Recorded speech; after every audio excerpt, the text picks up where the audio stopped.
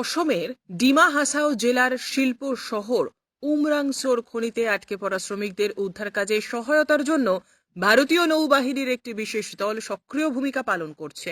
এই দলে একজন আধিকারিক এবং উন্নত প্রশিক্ষণ প্রাপ্ত ডুবুরি সহ 11 জন নাবিক রয়েছেন।